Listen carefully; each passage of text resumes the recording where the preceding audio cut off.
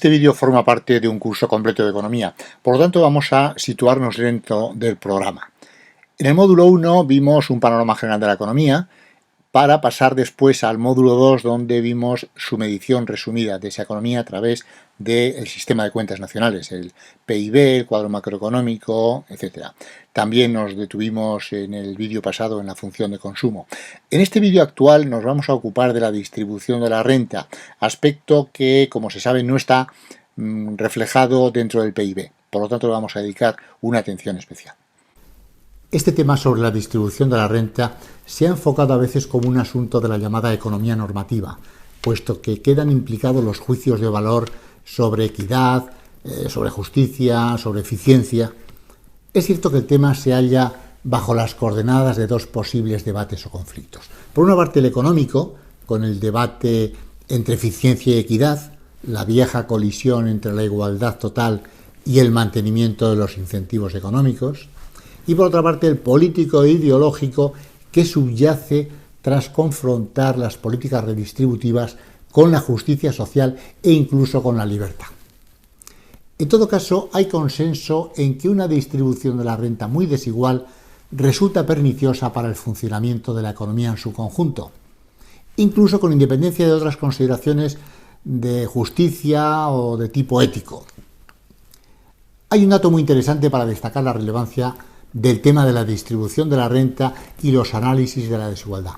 Es el caso del Fondo Monetario Internacional. Su mandato, como se sabe desde su fundación en Bretton Woods en 1944, ha pasado a centrarse, en primer lugar, en la estabilidad de las cuentas exteriores de las economías de todos los países del mundo, en particular de vigilar sus balanzas de pagos. Más recientemente, tras la crisis de 2007, el nuevo G20 le asigna un papel preponderante en la estabilidad macroeconómica de la economía internacional. Por tanto, se ha ocupado de tareas de vigilancia exterior al principio y de vigilancia macroeconómica más recientemente. Pero ahora surge una nueva preocupación que le ocupa: los temas de equidad en la distribución de la renta, ya que se ha visto que son centrales para conseguir los otros objetivos. Veamos, pues, un tema de máxima importancia y actualidad, como es la distribución de la renta. El esquema que vamos a seguir es exactamente este. Vamos a ver el análisis de la distribución real de la renta en un momento determinado, cómo se mide. Nos vamos a preguntar cuál es la distribución deseable. Y finalmente vamos a ver qué mecanismos existen para alterar la distribución existente, para pasar de la distribución real a la distribución que se puede considerar deseable. Todo esto lo vamos a discutir. Por lo tanto, para analizar la distribución de la renta real existen diferentes visiones. Una de ellas sería la visión sectorial, distribución entre sectores productivos, las políticas de oferta. Otra sería la distribución funcional entre factores de producción. Otra sería la distribución espacial entre los territorios, la economía regional. Todo esto es importante tenerlo en cuenta y medirlo, puesto que detrás hay políticas importantes como las políticas europeas que se basan en las estadísticas precisamente de distribución de la renta a nivel espacial, funcional, personal, etcétera, con importantes transferencias de dinero. Y finalmente tendríamos la visión personal, que sería ver la distribución entre los individuos o familias. Aquí se suelen usar también los individuos. Hemos visto en el consumo que se suelen analizar los hogares, pero aquí también los individuos, independientemente del sector, de la región o del factor productivo. Por lo tanto, vamos a ver los métodos de medición que se establecen habitualmente. Vamos a dar un repaso a uno de ellos. En primer lugar, la distribución primaria o funcional de la renta nacional. Se trata de analizar la distribución entre los factores productivos y la remuneración que obtienen como contraprestación al producir el producto. Aquí tendríamos un ejemplo, lo de menos es la cifra, pero aquí vemos cómo se reparte en un año concreto las remuneraciones a asalariados, el excedente de explotación bruto. Y bueno, hay que poner los impuestos netos sobre productos porque el PIB está a precios de mercado, la renta en este caso está a precios de mercado. Esta sería una distribución primaria y básica que es muy interesante analizar en muchos momentos y comparativamente en el tiempo. Otro método de medición sería el que utiliza habitualmente Eurostat con el ratio de quintiles. Vamos a ver esto. Simplemente este indicador es un cociente entre un numerador que es el quintil superior, es decir, la renta del 20% de la población con la renta más alta, y el denominador sería el quintil inferior, es decir, la renta del 20% de la población con la renta más baja. Por lo tanto, el cociente nos indica el número de veces que el quintil superior supera al quintil inferior, con lo cual es obvio que un ratio más alto, una cifra, un cociente más alto, significa más desigualdad. Bueno, podríamos tener aquí un ejemplo reciente de este indicador de desigualdad. Para toda la eurozona sería 5,2. Bueno, y tenemos dos casos. España sería 6,8, es decir, más desigualdad, y Noruega más igualdad, un 3,4.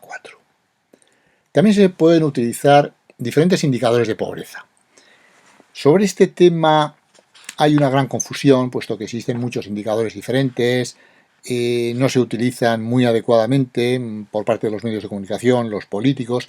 Yo recomendaría una monografía excelente del INE español que se llama La pobreza y su medición, con el subtítulo Presentación de diversos métodos de obtención de medidas de pobreza. Vamos a dar una panorámica rápida sobre este tema que sería muy prolijo desarrollar de una forma exhaustiva. Hay diferentes conceptos de pobreza. Tendríamos en primer lugar una pobreza objetiva, independiente de la opinión en encuestas del grupo que se considera pobre, etc. La pobreza absoluta sería una parte de la pobreza objetiva. Sería la situación en la que no están cubiertas las necesidades básicas del individuo, es decir, existen carencias de bienes y servicios básicos como alimentación, vivienda y vestido. Y claro, esto tendría la ventaja de poderse aplicar a todas las sociedades. Sería fantástico poder tener una cifra que nos permitiera comparaciones, pero esto es casi imposible. Porque ¿cómo fijamos el umbral? ¿Cómo fijamos la línea de pobreza absoluta? Bueno, podríamos utilizar métodos como el que propone el Banco Mundial, proponiendo un euro al día como el límite, pero naturalmente esto es muy difícil de establecer comparaciones internacionales. Habría que utilizar una cifra monetaria en términos PPA, como hemos visto en temas anteriores, en paridad de poder de compra, pero realmente es complicado. Tendríamos, por otro lado, la pobreza objetiva relativa. Aquí ya entraríamos a considerar la pobreza dentro de una sociedad determinada. Sería la situación de una persona en clara desventaja económica y social respecto al resto de las personas de su entorno. Es un concepto de pobreza muy ligado a la desigualdad, como vemos, claramente. Por lo tanto, aquí estableceríamos el porcentaje de algún tipo de medida de la distribución de la renta, por ejemplo, la media o la mediana. Hay que tener en cuenta que esto es relativo.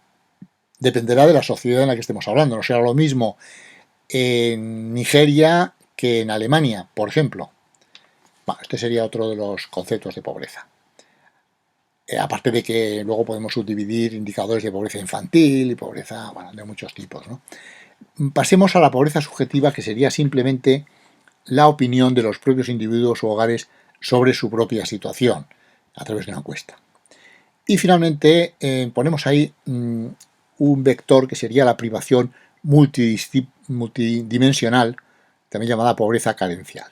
Es un concepto vinculado con la exclusión social y relacionado con la privación o falta de acceso a ciertos bienes y servicios que se consideran necesarios por la sociedad, que pueden no ser de primera necesidad. Se mide con variables no monetarias, indicadores de privación de muy diferentes tipos, ¿no? Como pues la disponibilidad de ciertos bienes de tipo duradero en casa, la lavadora, la televisión en color, el teléfono, el coche, bueno. Esto nos conduciría a un indicador, el indicador AROPE, que es el riesgo de pobreza y exclusión social, que se utiliza constantemente y que se publica consistentemente y periódicamente por parte de Eurostat para todos los países europeos, donde podemos decir que a su vez se compone de 3 subindicadores. Por una parte, la tasa de riesgo de pobreza después de transferencias sociales, es decir, aquellas personas cuyos ingresos son inferiores al 60% de la renta mediana disponible equivalente, después de transferencias sociales, insisto. En segundo lugar, el subindicador sería la carencia material severa de bienes. Se proponen 9 tipos de bienes, algunos he citado, como el coche, la lavadora, la televisión en color, el tener una semana al mínimo al año de vacaciones, etcétera. Son 9. Entonces, se consideraría en riesgo de pobreza si se dan 4 de los 9. Y finalmente, en tercer lugar, aquellos hogares que presentan una muy baja intensidad laboral, es decir, trabajan a lo largo del año menos del 20% de su potencial total de trabajo. Bueno, esto es un indicador de riesgo de pobreza que a veces se confunde realmente con la pobreza real, con el no disponer de medios de alimentación y de subsistencia básicos. Y esto no es así, ¿eh? Bueno, hay unos datos que pueden ser ilustrativos. Bueno, la Unión Europea 28, el ratio sería 17,2. España tiene un indicador mucho más alto, está en la parte superior del indicador de riesgo de pobreza, con 22,2, y Noruega pues tiene un indicador mucho más bajo. Bien, aquí vamos a considerar un índice de medición que es el más utilizado y es uno de los más perfectos para medir la desigualdad, que es el índice de Gini. Para estudiarlo vamos a ver en primer lugar la curva de Lorenz, que nos servirá para luego deducir los índices de Gini. Aquí tenemos en este gráfico simplemente el porcentaje acumulado de familias de una economía, de una sociedad, y aquí tendríamos el tanto por ciento de renta nacional. En el caso de que la distribución de la renta fuera de equidistribución, teóricamente, significaría que estaríamos en esta recta. De tal forma que el 10% tendría el 10% de la renta, el 50% de las familias tendrían el 50% de la renta y el 90% el 90%, etc. Por lo tanto, esta línea nos marca la equidistribución teórica.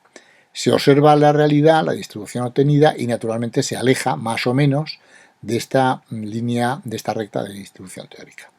Por lo tanto, en la línea de puntos nos marca la distribución obtenida.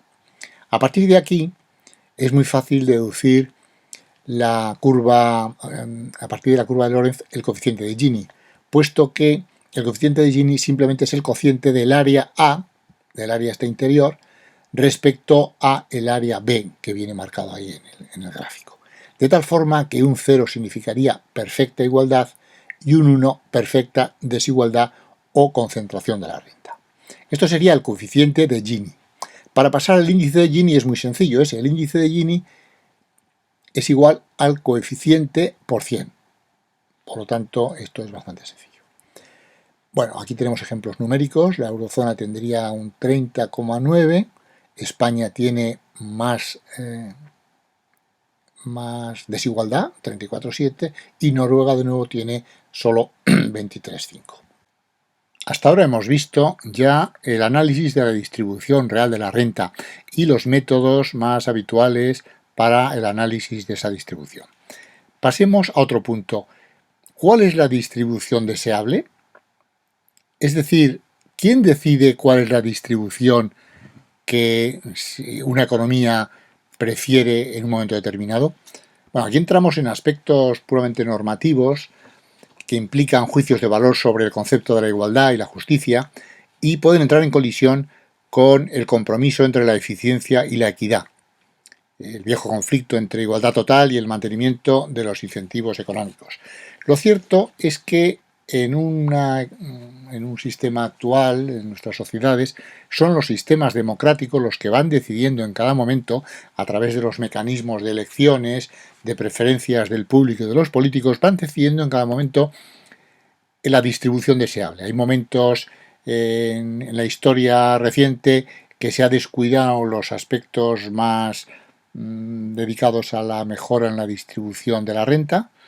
Por ejemplo, Europa, todo el siglo XX, empezó el siglo con una gran desigualdad de la renta, que esto es algo que no se conoce bien, pero a lo largo del siglo, sobre todo en la segunda mitad, a través de políticas socialdemócratas, se consiguió un grado de igualdad que no tuvo parangón en el resto del mundo. Todo esto es comparativo, ¿no? Pero hay otros momentos en los que esto se descuida. Por lo tanto, vamos a ver una vez que se acepta un tipo de distribución deseable, qué mecanismos existen para alterar esa distribución existente. Esto implica valoraciones de juicios de valor e ideológicas sobre el grado de libertad, etcétera, en las que no vamos a entrar, pero es un tema que genera controversia habitualmente. Vamos a mostrar simplemente los mecanismos, las políticas que tiene en su mano el sector público para cambiar la distribución real y ir acercándola a la distribución deseable en cada momento. Lo más importante sería la propia política fiscal. Ya hemos dicho y volveremos a insistir en el tema siguiente que lo fiscal no es lo impositivo, no son los ingresos, lo fiscal es ingresos y gastos.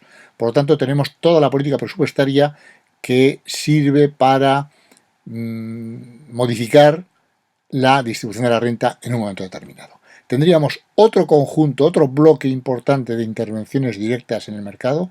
Aquí el sector público entra en el mercado y entra con políticas de rentas y sobre todo con políticas de precios. Ahora lo vamos a ver mejor. Y luego finalmente tendríamos otras políticas de redistribución mucho más excepcionales que son más beligerantes con la propiedad. Este es el esquema que queríamos desarrollar en este tema. De todas formas, dado el interés que tienen las políticas redistributivas del sector público, vamos a poner el énfasis desarrollando este cuadrado verde. Las políticas redistributivas pretenden varias cosas: disminuir la concentración de la renta, que el mercado ha ido generando por sí solo, si no se hace nada; buscar la igualdad de oportunidades de las distintas personas; y finalmente lograr la integración social de los excluidos, es decir, lo que se llama conseguir desarrollos inclusivos. Por lo tanto, tenemos diferentes actividades con objetivos específicamente redistributivos por parte del sector público. Aquí tenemos tres grandes bloques de medidas. La primera de ellas sería la política fiscal, en el sentido económico, presupuestario. Es decir, en su doble vertiente, la política de ingresos, la impositiva, y la política de gastos. Por el lado de los ingresos, por el lado de los impuestos, tendríamos por una parte los impuestos indirectos, que estos no gravan la capacidad de pago de modo directo, sino la expresión de esa capacidad de pago en el acto del consumo. Son regresivos porque gravan más a los que tienen una propensión mayor a consumir, pero resulta que la propensión a consumir depende inversamente de la renta y la riqueza, por lo que las personas con mayor renta tienen una mayor propensión a ahorrar y no tanto a consumir. Por lo tanto, no son redistributivos. Estamos hablando del IVA, los impuestos especiales y similares. Por otro lado, los impuestos directos, estos sí gravan la capacidad de pago al gravar el origen de las rentas de los factores. Tienen efectos redistributivos claros porque en la mayor parte de los países los impuestos de la renta, por ejemplo, son con tipos progresivos. Eso significa que a medida que aumenta la renta, la escala de gravamen va adquiriendo progresivamente tipos más elevados. Bueno, eso queda bastante claro. Por el lado de los gastos, las políticas de gastos y transferencias públicas, tenemos que tener en cuenta los gastos para la mejora de oportunidades. Se trata de garantizar el acceso a ciertos recursos básicos que luego permitan obtener mayores niveles de renta. Se puede citar claramente el servicio universal, básico y gratuito de educación, formación profesional, etc., ¿no? Tendríamos también los programas de seguridad social para reducir la marginación y la pobreza, entre los que cabe citar el seguro de desempleo, las pensiones, tanto la de jubilación como la de invalidez. Citamos los sistemas públicos de salud, aunque en España están fuera de la seguridad social, pero claramente es un mecanismo redistributivo de primer orden. También podemos citar las transferencias generales, es decir, los subsidios a perceptores de rentas bajas, con ayudas de todo tipo, prestaciones incluso en especie, como vales de comida o de transporte, tarifas discriminatorias para las utilities, el pago de la luz, etc. Y finalmente tenemos que citar las inversiones públicas de todo tipo, en infraestructuras de transporte y comunicaciones, las escuelas, los hospitales, etcétera, que son un mecanismo también de primer orden en manos del sector público con fines redistributivos. Otro bloque serían las intervenciones directas en el mercado. Aquí directamente entra el sector público en el mercado regulando diferentes mecanismos como los salarios mínimos, que se dan en una gran parte de países, no en todos. Podemos citar los precios mínimos, por ejemplo, los precios de garantía agrícola, de una gran vigencia en Europa, que forman parte de la política agraria común desde el principio. Las políticas de precios máximos, por ejemplo, hay precios máximos para productos básicos, precios máximos para alquileres de vivienda, que tiene una gran tradición en Europa, no en España, pero sí en Europa. Es decir, se trata de controlar directamente con intervenciones algunos tipos de precios con fines redistributivos. También podemos citar las políticas de rentas. Se trata de controlar las rentas de los perceptores de rentas, tanto de los salarios como otros. Esto normalmente se suele considerar dentro de las políticas antiinflacionistas y lo veremos en ese contexto de una forma más explícita. Finalmente hay otro bloque que sería una política de redistribución de activos. Hay que tener en cuenta que se da mayor concentración en la propiedad de activos que en la distribución de la renta o de los ingresos. Por lo tanto, hay casos más extremos y contundentes como las reformas agrarias, el cambio en el régimen de tenencia y explotación. Esto ha tenido una gran tradición, especialmente cuando en el mundo la mayor parte de la producción era producción agraria. Y entonces era muy importante establecer políticas redistributivas de este tipo. En España tenemos una larga tradición en nuestra historia de los últimos siglos. Tenemos también que mencionar la nacionalización de empresas, la confiscación de activos o expropiación. La expropiación incluye compensación, el justiprecio, pero realmente es una modificación de la propiedad. Todo esto son casos más excepcionales y están vinculados con circunstancias históricas concretas, generalmente circunstancias bélicas o prebélicas, revolucionarias o similares. Bien, aquí tenemos en la modalidad de pausa y play, dejamos esto así, y también en la modalidad de pausa y play dejamos el esquema básico de la intervención sobre la distribución de la renta de este vídeo.